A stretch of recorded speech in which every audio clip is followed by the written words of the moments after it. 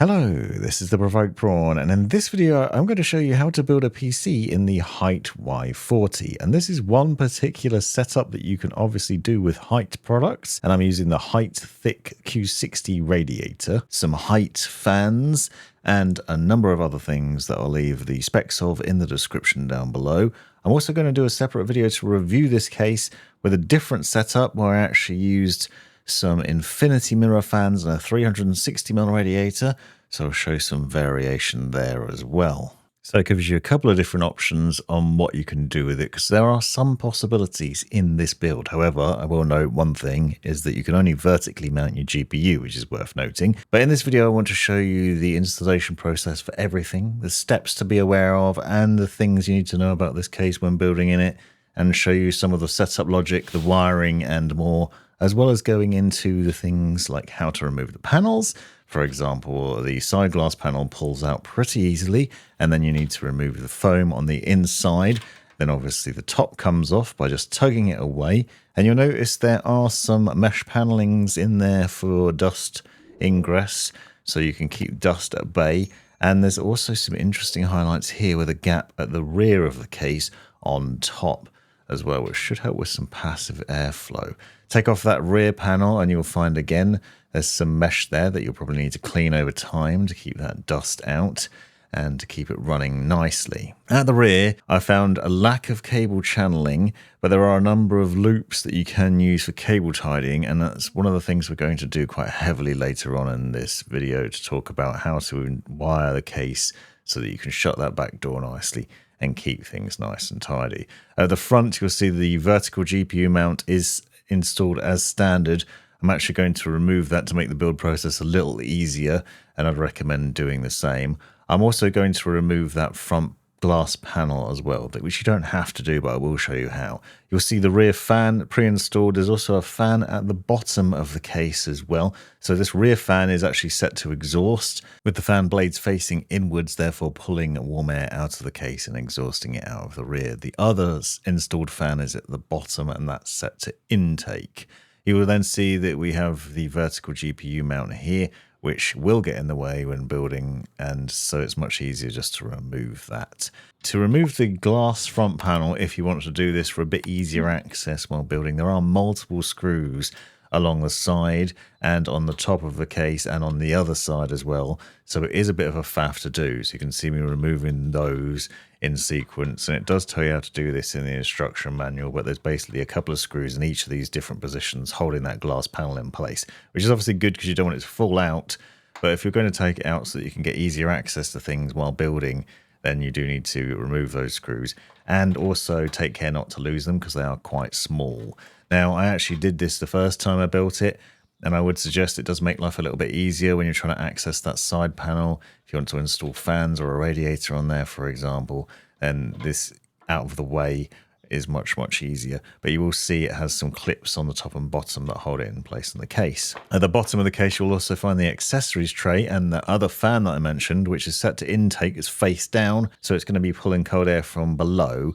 However, I am questioning the validity of the cooling potential of that fan, because there is a plastic shroud right above it, so it's not going to do a great job of cooling your GPU, but we'll talk about that more in the review and do some tests on it. Actually, the experience with this case has been pretty good in both variations. Another point of note is obviously with that fan down there, you're going to need to think about your power supply unit and the size of it and the cables that are coming out of it. So I've got a 1500 watt power supply unit here from Corsair.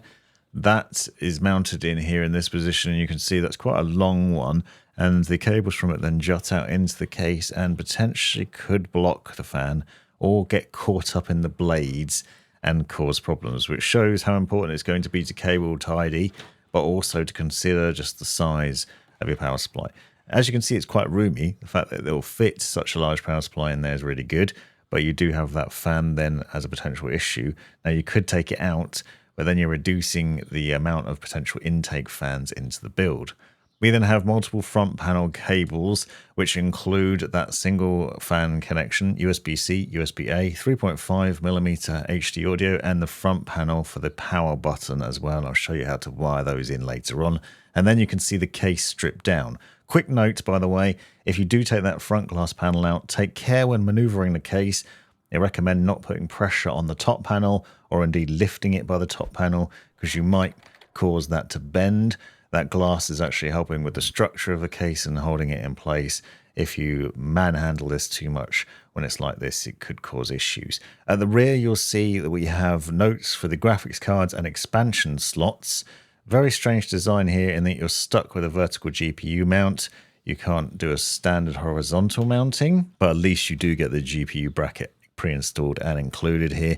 And to remove it, you need to take some little screws off the rear and take that out. And I'll show you how to put the graphics card into it later on and then get it into the case as well. But we're going to take it out of the way now. It has a couple of screws at the rear and then two holding it to the bottom of the case as well. We're just going to take that out of the way so it'll make it easier to install the motherboard and other things wiring the case in. But you can see what it looks like here. And it does have a protective cover over the PCIe X16 adapter that you're going to be using, because this is essentially a PCIe extension cable, which should take the place of your graphics card, and your GPU then plugs into the bottom bit where you'll find this warning label, which is protecting that slot. So leave that on there for now, but that's where your GPU would plug in, and then the adapter plugs into your motherboard. So we're going to now look at a few different things and show you how to install a hard disk drive and then SSDs. We are quite limited in the number of drives you can actually install in this case, because essentially you can just use this bracket, and this bracket will either take one hard disk drive or two 2.5-inch SSDs. The screws you need for it are in the Hyte cardboard box that you pulled out of the bottom of the case earlier on. And one nice thing is that all the little bags in here are clearly labeled with what they're for, which makes your life a lot easier.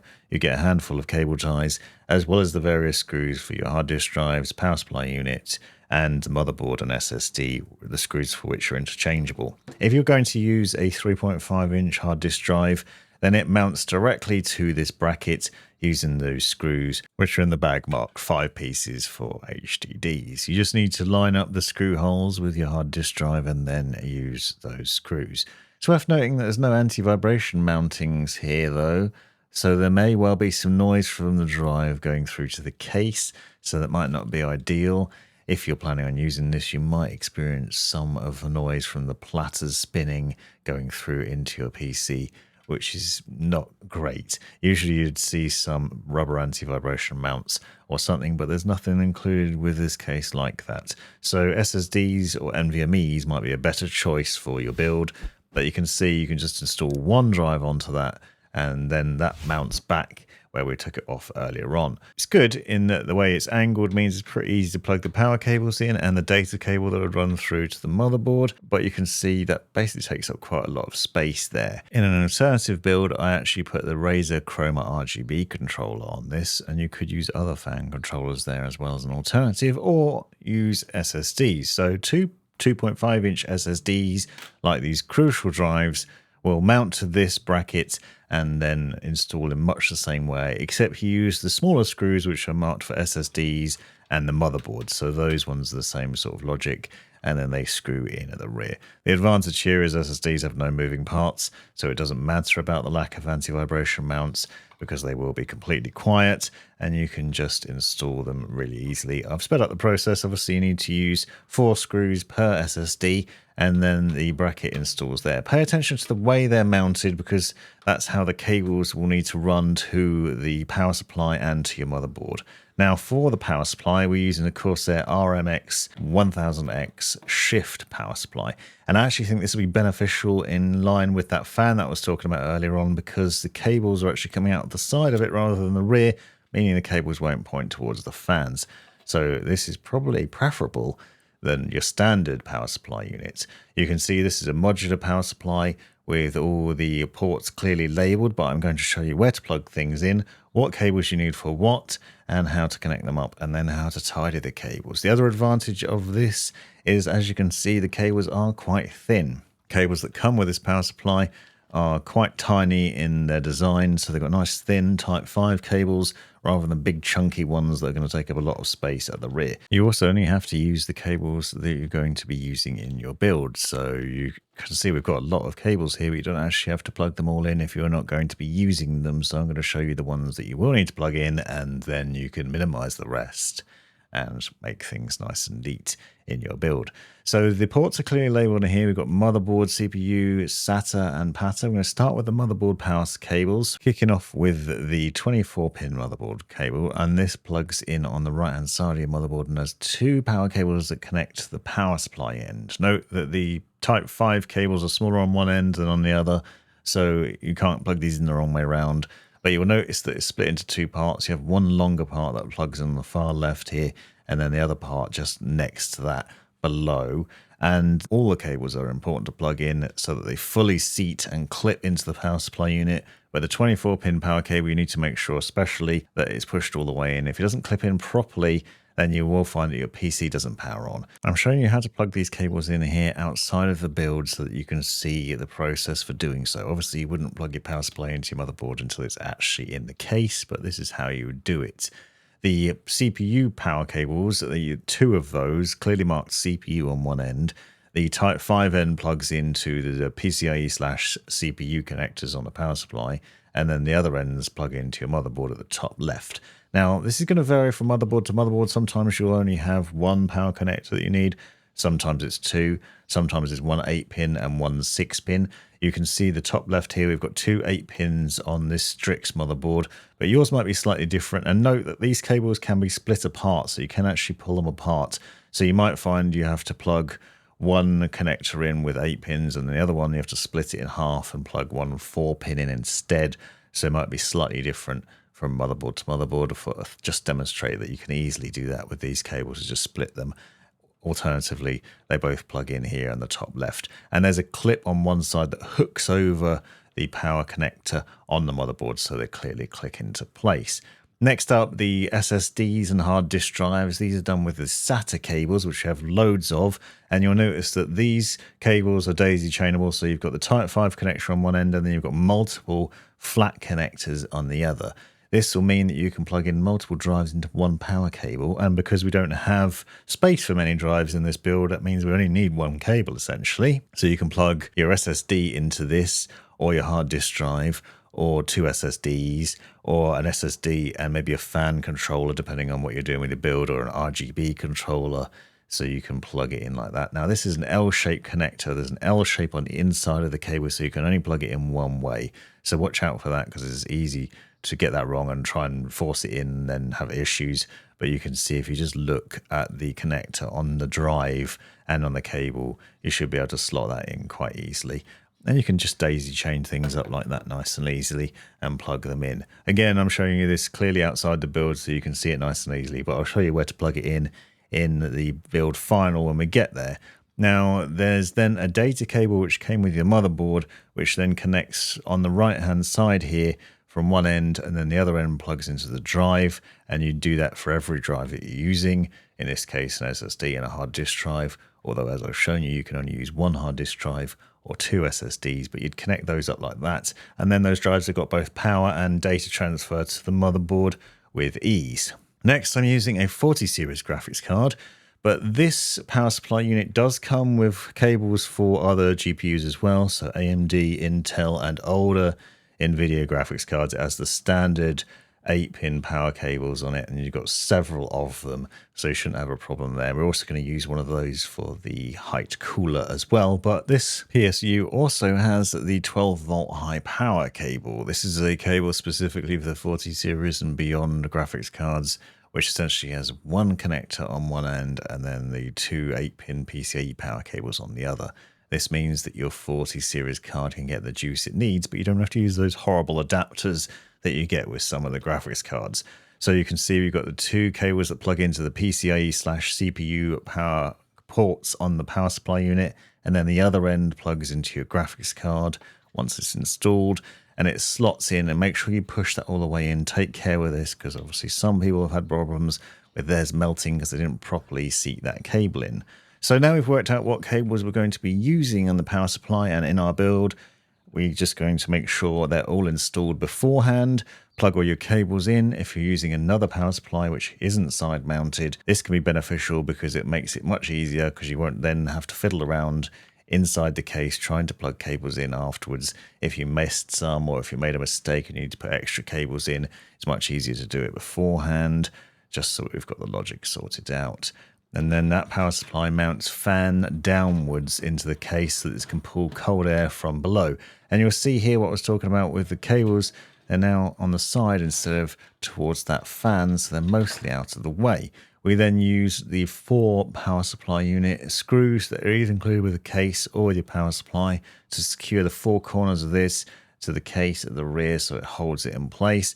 And then I'd recommend going about some cable tidying. Now you'll see there's no channels as such and a lack of places to put cables, so it's definitely beneficial having these Corsair ones which are particularly thin. I found it was useful to tie the cables together on their own as well, especially because you've got these flat power cables. You can just use the plastic cable ties to put them together, and then that helps to neaten things up. And then you'll find there are some loops throughout the case that you can then use to tie the cables down as well, and those two things together neaten things up a little bit. So run the 2 8-pin CPU power cables on the right hand side here towards the top, and then you'll be able to plug it in easily once the motherboard's installed and secure those down and try and get them neatly put into the corners there. There is a slight edge you can see which you can potentially tuck the cables into, but there is no real major channeling, which is one downside to the case, which becomes a bit more of a problem on the left hand side. But you can see me using multiple cable ties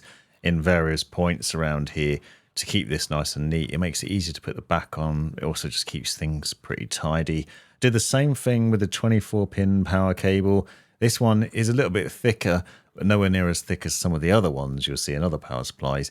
And again, you can just tie them together and also use those loops to keep them in place throughout the build there. This is the best way to do it, because obviously what we want to do is keep the cables out of the bottom of the cage, because theoretically in other cases you might better just tuck away a lot of the excess cable into the bottom of the PC. Here you don't want to do that because you'll be blocking that bottom fan, and that could be a problem. Don't forget while we're doing this to plug in your SSD, so we use those flat SATA power cables to plug in the SSDs to make sure they've got power. You can see just about stretches here, but you do need to make sure that you are plugging the cable in the right way, which you can see even a seasoned builder like myself still gets that wrong. He tries to put it in the wrong way around. You think I'd have learnt by now, but no. And then I just use some clippers to cut off the cable ties so there's no excess plastic in here. So this is all neatened up, and it's much easier to do this now than it is later on once you've got other things installed. Plus, with these cables out of the way, you can then worry about the other ones and negotiating those around too. So this is that part done, sort of the early prep for the build. And now I'm going to show you some of the other bits, which includes preparing the motherboard. So I'm using the ROG Strix Z790 Gaming Wi-Fi 2 and a Core i9 14900K, which, by the way, I've done a video on separately on this combination of motherboard and CPU and how to get good cooling performance out of it, and how to keep that CPU under control because it has been a bit problematic. And then I'm using a WD Black SN850 NVMe SSD on the top slot here. So removing that heat shielding, making sure we've got thermal pads in place and installing this drive. Now notice I've taken the sticker off this drive. I wouldn't actually recommend doing that. It was for a test, and I've done a video on that separately that you can find in the description. But I would recommend putting the thermal pads on, so making sure there's a thermal pad below and above the NVMe SSD on the heat shielding here, because that will help with dissipating heat and make sure the drive runs at the right speed. This is especially important for Gen 4 and Gen 5 drives, especially Gen 5. You want to make sure they're running cool. Also got 2 sticks of DDR5 RAM, 32 gigs of Crucial's Pro Series RAM, which is overclockable and runs with both Intel and AMD. So you can use it as AMD Expo or Intel's XMP, and make sure you're getting the maximum speed and performance out of this RAM too. Plus it's white, so it looks really nice with this motherboard and with this build overall. Nice bit of style there. Make sure you plug your RAM into slots A2 and B2, which is the second slot from the left and the 4th slot. You're going to plug those in, make sure they're seated properly there, because if you don't use those 2 slots, then you won't get the right speed out of it, and indeed your system might not boot properly. Now we're using the Thicc Q60, which is a very thick, hence the name, all-in-one cooler, And an intelligent one, which as you've seen at the beginning, has a very nice screen on it.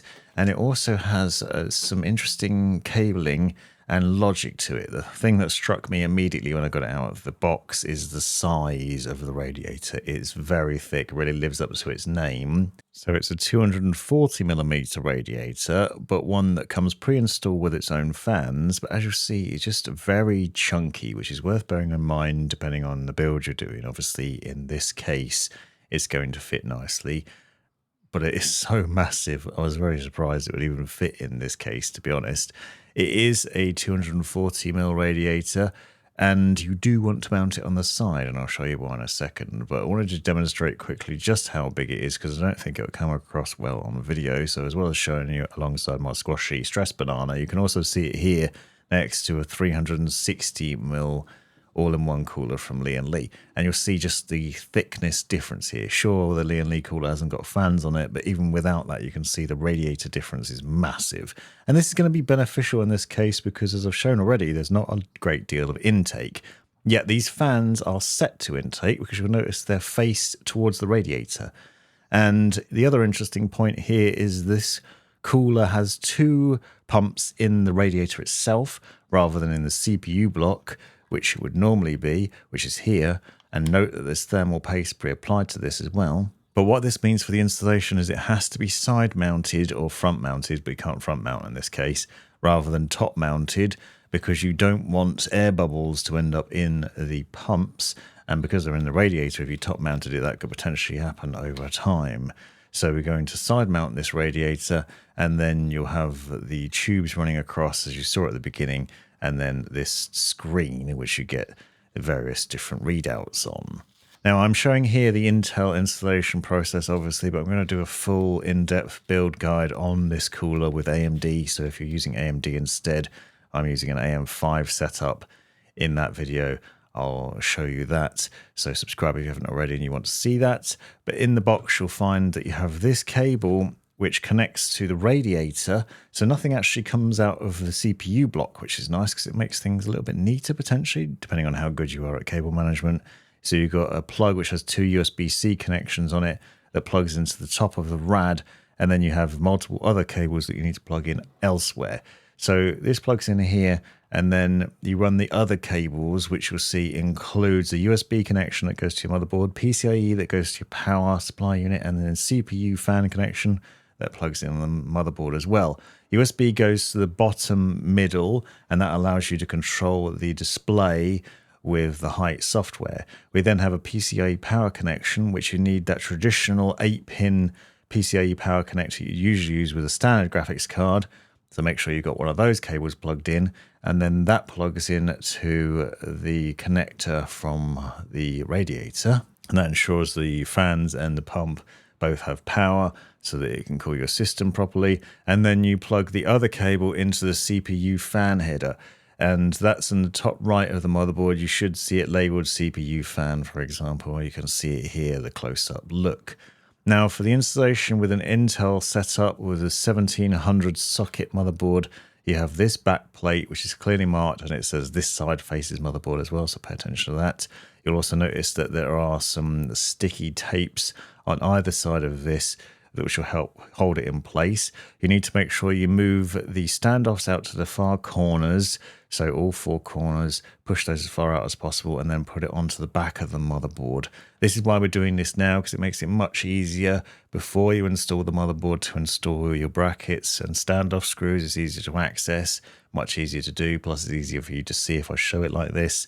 But you can see that's how that installed. You'll notice there's also other options for other LGA coolers. So if you're using an older socket motherboard, you can still use this cooler as well, and it will work with AMD, as I mentioned. Then there's some LGA 1700 standoffs.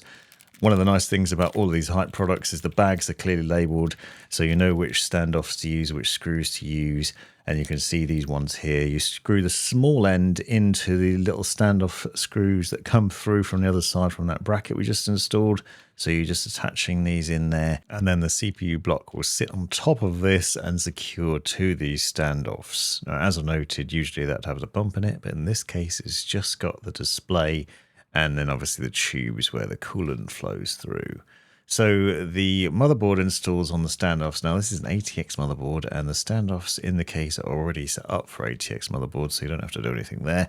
You can see obviously we've got the power cables that I ran earlier on that are basically protruding and ready to go anyway. You screw in 9 screws for the motherboards, so you'll find those in the case box that I showed you earlier. So you've got 9 screws, 3 across the bottom, 3 across the middle, 3 across the top to secure that to the standoffs in the case. I've skipped some of that because it takes some time obviously, and then we're going to plug in the power cables when we're at this point. So again, make sure you plug in that 24 pin, push it all the way until it clips in place. Each of these power connectors has a little clip on it, so you should feel it click into place to make sure it's fully seated, and that'll ensure that your motherboard gets the power it needs and that it's running properly. And yes, I would recommend plugging in both those 8-pin power connectors at the top as well. I do get asked whether you should.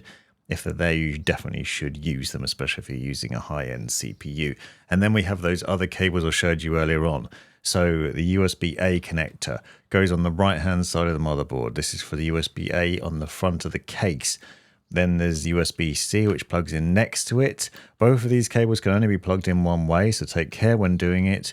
You should find that it clicks into place when you get it right. It is a little bit fiddly. Again, I'm showing you this so it's easily visible, but obviously you do it when it's in the case itself. Front panel connector goes in the bottom right. You should find it marked F panel. You should find the ports for it on the motherboard here, and it can only be plugged in one way, so it's fairly easy to slot in, but make sure you reference your motherboard manual because it'll tell you what way around it has to go. Then 3.5mm goes to the bottom left. Now we have 2 fans on the case, one exhaust fan and one at the bottom. These are these Hyte fans here, which are going to plug into the chassis fan headers on the bottom of the motherboard, or sys fan headers you might have, and that enables your motherboard to then power those. So again, I'm going to show you the same shots, but with it fully installed, so this is how it would work. Plugging this all in now, rather than when you've got your GPU in, for example, makes it a lot easier because you can get everything wired in properly. And then the radiator goes in side mounting on here. Now this is a bit trickier. I'm laying mine flat just so it's easy for you to see, but obviously it's going to be a bit tricky to screw in like this. So you might want to stand it up maybe and then screw it in from the rear. And that's how we're going to mount it down to the CPU, but I just wanted to see what that looked like in terms of the cabling. And then you're looking for these radiator screws, which are included and again labeled, and those screw into the radiator through the rear of the case. So you can see back here, basically screwing in multiple screws into there to secure the radiator in place and hold that there. And then the block goes down over the top. Don't forget to take that plastic cover off, and you'll notice that because I kept taking mine on and off, I've actually damaged the thermal paste, which isn't ideal. So take care not to do that, to make sure that your thermal paste coverage is fine. And then seat the block down over the top and use those thumb screws that are included to secure it in place. I found you have to do one side, move the display out of the way, then do the other side, and then use a screwdriver to tighten them down. Take care when doing this, but one of the easiest problems to get into in this situation is not tightening those screws enough that then the CPU block's not making good contact and your CPU runs too hot. If you do over tighten them, so don't force it with a screwdriver, you could potentially damage your motherboard though, so just tighten it until it stops. Don't overdo it, don't over tighten and force that down. Then that cable that runs from the radiator, if it's not plugged in already, plug it in now, and then run those cables from it through to the rear, and then we're going to run them to their respective places. As I mentioned, one of them plugs into the CPU fan header, but I found that all of those cables are quite long, so what I had to do is run them to the back, tidy them up a bit, and then run them back through again, because the CPU fan is obviously the top right of the motherboard, which means if you just left it there, you'd have a lot of excess cable, which could look a bit messy. We then run one cable down to the bottom for the USB connection, which is important so that you can control the LCD displays, so that you can tweak what's shown on there. And then we have the power cable, which is important. Don't forget this. The PCIe power connector with 6 power pins in it. Plug that in, and then that should ensure that everything's got power and that it works. At this stage, once all the cables are plugged in, I also like to make sure that the system is booting properly and everything's running. So just quickly turn it on and check. You can see the displays working. You've got RGB coming out of the back of that. That motherboard's lighting up. The fans on the radiator are spinning. So everything's looking good here. Now I'm going to go about turning that off and carry on with the rest of the build. Now I took the original fan out. You don't have to do that. I just did it because I'd done the other build with the infinity mirrors. So I'm just replacing that now. But this fan obviously needs to plug into the motherboard like I showed. So you'd run the cable from it through to the chassis fan header on your motherboard, and you can find those in various different places on the motherboard. On this one, there's multiple at the bottom, but sometimes you might find some at the top or on the sides. So use what you can to plug those in. I also bought some Hyte Flow FA12 fans, a triple pack of these fans, which are basically those to match the two fans that are already in the case. I did this just because I wanted some uniformity with the fans that are already in there. And these fans come with a splitter cable, which you can actually use to install them. I'm going to put these on the top of the case as exhaust fans with them facing fan blades down into the case. And again, they need to connect up to the chassis fan headers or system fan headers on your motherboard. Now, in theory, you can plug each fan individually into one of those ports, but you might find that obviously the more you plug in, the less ports you have. Maybe you haven't got any ports on there. You could use a fan controller, but one of the nice things about these fans is they actually come with a splitter cable. So there is a cable included with the triple pack of fans, which you can use as an alternative. So rather than having to use 4 ports, we could end up just using 2. So you can see this cable, you can plug 3 fans into it, and then that cable then plugs into the motherboard on the chassis fan header or system fan header, and then you can control all 3 fans from one port. So this makes life a little bit easier and a nice addition as well. So we're just going to connect up those 3 fans and then plug them in. So that's one of the ways that you can control these fans. Alternatively, you can wire them with a fan controller, which I'll show in a separate video if you want to. And if you're doing it in a different build with loads of fans, then you might want to consider one of those controllers as well, because it makes things neater. To make sure these are exhaust fans, we mount them in the same direction that the rear fan's facing, with the backs facing upwards, the fronts facing in towards the case, and this will be exhausting. Just as a reminder, this means we now have 1 intake fan on the bottom underneath that plastic housing, which you can see at the bottom of the case, 2 intake fans on the radiator pulling air through the rad, and then 4 exhaust fans. Now this might not be the optimum airflow in this build, and the other one that I did, I had a 360mm radiator on top, but then I had 2 intake fans on the side where the radiator is now, and then the exhaust fans. So you do have different options. I'm yet to do the thermal performance testing on this, but it's worth doing your own testing depending on your system, because it is important to make sure there's good airflow in your case. We then secure those fan cables. So I've now run them to the rear. I'm cable tidying them to the other cables which I've already got in there. So just basically connecting them up to the power cables and neatening them up with more cable ties, so we can keep these cables nice and tidy along with all the other ones. You can see we've obviously got a lot more cables going now, and it could potentially get messy back here, but the good news is I haven't had trouble closing the door, and as you'll see, it is possible to do, but it is worth just making sure these are out of the way and neatened up as much as you can, especially because you don't want them getting in the way of the radiator, for example, or impacting your cooling or anything else, and as I mentioned already, getting in the way of that bottom fan. Now we're checking to make sure all the fans are spinning that we've just installed, and they are, so now everything's running nicely. And now we're on to the final part, which is a little bit of peel, followed by then installing the graphics card. And don't forget to install the Nexus software from Hyte once you get to that. But the other thing you might like to do is install the lighting strips. So Hyte has these LS30 lighting strips, which you can use nicely if you've got this cooler, because they're designed to work with it. They also have alternatives that you can get if you're not using their coolers, where you can add these lighting strips to the case if you want to. But they're pretty straightforward to install with these builds, because this plugs in basically to an extra port on the cooler. So included with the cables, you'll find these 2 cables which look like USB connections, USB-C, and 2 lighting strips, which is probably too much for this case. As you've seen, I end up only using 1, but you can connect those together, and then you connect the other cable, the black cable that I just showed you, plugs into one of the ends of these cables, and then you can connect it directly to the radiator. So like the other connections on the radiator, this one plugs in here, so you can see it plugs in at the top right, and you just put that extra cable in there, and then obviously you'd have to neaten it up a bit, and then that runs to the lighting strip, and then you can get some RGB lighting from this. The strip is ever so slightly magnetic, so you'll find that you can run it through the case and it will connect up fairly nicely to the case. And as I mentioned, you can connect the 2 strips together so you can get even more lighting. And this works seamlessly with the system, so that you can control the RGB lighting using the Hyte software on the pump, on the strips, and on the radiator. So because it's ever so slightly magnetic, I actually started by running the strip along the top on this metal bit and on the rear of the case, which is also metal, but obviously the bottom of the case is plastic.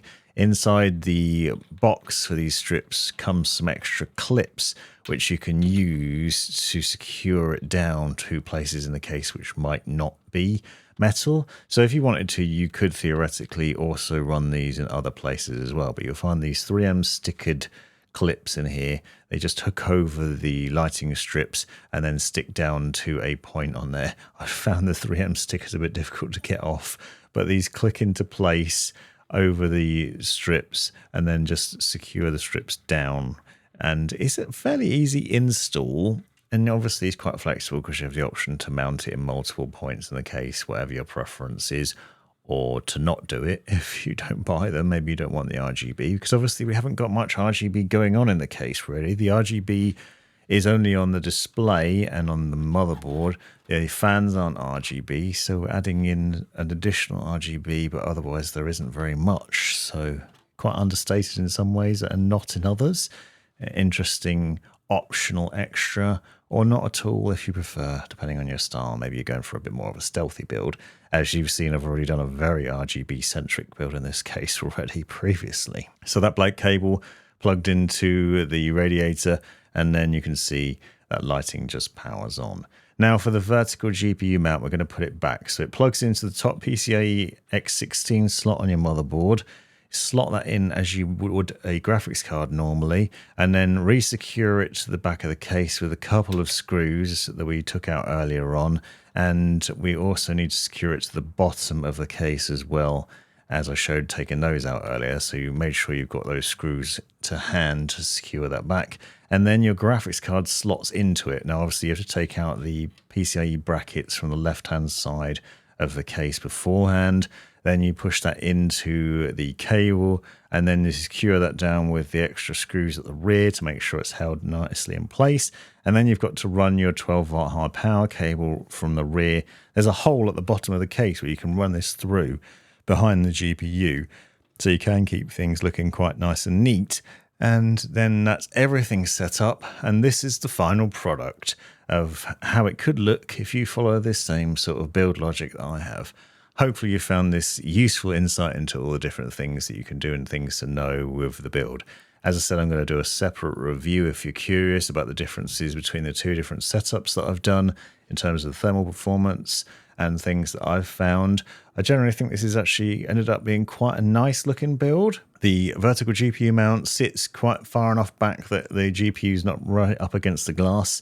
This is a 4070 Ti, but I've also used a 4090 in the case, and I've not had issues with either. One thing of note is the AIO is obviously quite thick, so it does protrude out quite fast. So if you had a triple slot graphics card, that might be a problem perhaps. It's worth checking because the depth of the thing, you can see it's quite close to the cooler. It's not causing me issues, but it might do if you had a bigger one maybe. But you can see this looks really nice. The cooler's got a great big glow coming off of the display that glows onto your motherboard. The lighting strips had a nice effect to it, and then it just shines nicely through that glass. Maybe the overall effect isn't perfect for everybody. Perhaps you might like a bit more RGB or maybe a bit less. Let me know in the comments what you think. But hopefully this has been helpful. If it has helped you out at all, subscribe and come back for more. and let me know down below what else you would like to see you think might be useful here. And thanks very much for watching. You've made it right to the end of the video, you brilliant legend you. If you've enjoyed it, click that subscribe button, give me a thumbs up, and drop me a comment down below if you've got any questions. If you really enjoyed it, consider joining the channel and see the benefits of doing so. Check out these other videos, you might well find them interesting or useful, and most importantly, have a great life.